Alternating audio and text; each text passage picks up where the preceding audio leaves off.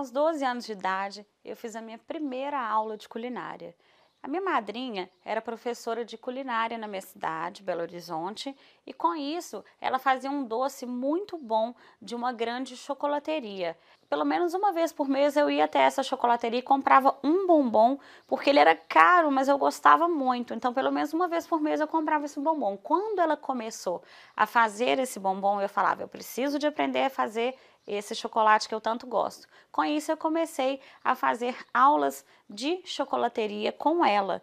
Logo que eu iniciei o meu primeiro curso de culinária, eu já comecei a fazer alguns bombons para vender na escola.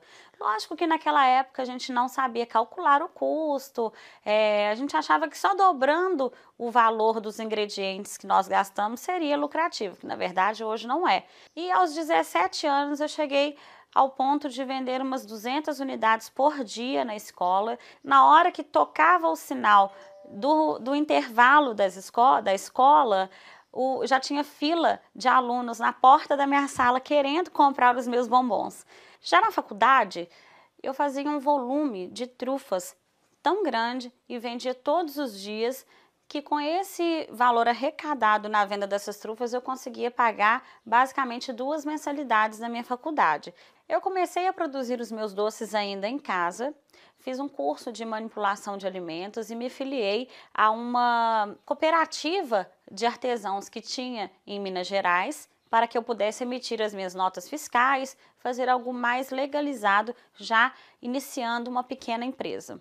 Posteriormente, eu aluguei um espaço onde eu passei a produzir os meus doces e depois comecei a entrar numa outra carreira que seria a carreira de professora de culinária, e com isso eu fui me aprimorando cada vez mais, estudando um pouco mais em todas as áreas da confeitaria, e hoje eu ministro aula por todo o Brasil. Na época em que eu fazia os meus doces, que eu comecei nessa carreira de confeitaria, não existia muitos cursos disponíveis e nem bibliografia, muito menos a internet, que hoje todos têm acesso com bastante facilidade.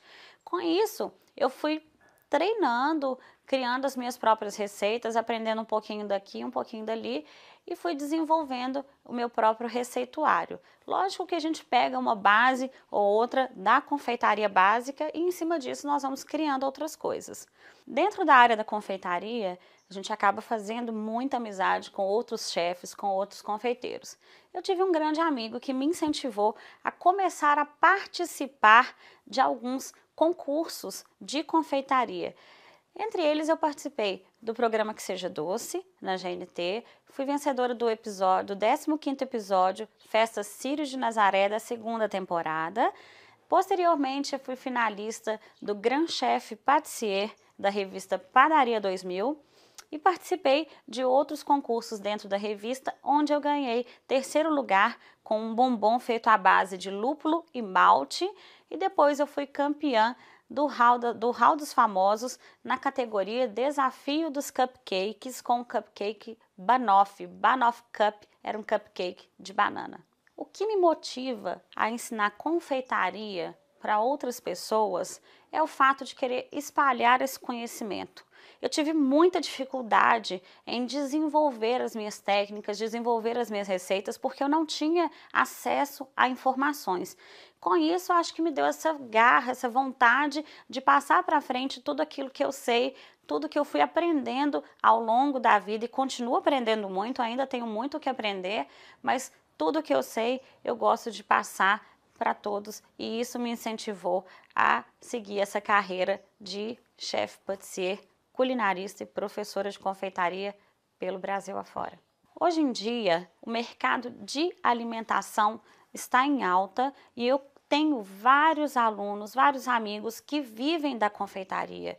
A produção de doces, tortas e tudo em geral, né, que abrange a confeitaria, está sendo muito bem remunerado. As pessoas cortam alguns gastos com talvez um pouco mais de diversão, mas a confeitaria, ninguém deixa de fazer um bolinho no aniversário ou encomendar alguns doces para comemorar, fazer um pequeno lanche. Então, todas essas pessoas que não sabem fazer, encomendam daquelas pessoas que se disponibilizam a fazer esses produtos e colocar à venda no mercado. Então, hoje em dia, eu tenho muitos alunos que vivem da confeitaria, que sustentam, às vezes, não só eles, mas como a família inteira, com o dinheiro que eles vendem os produtos.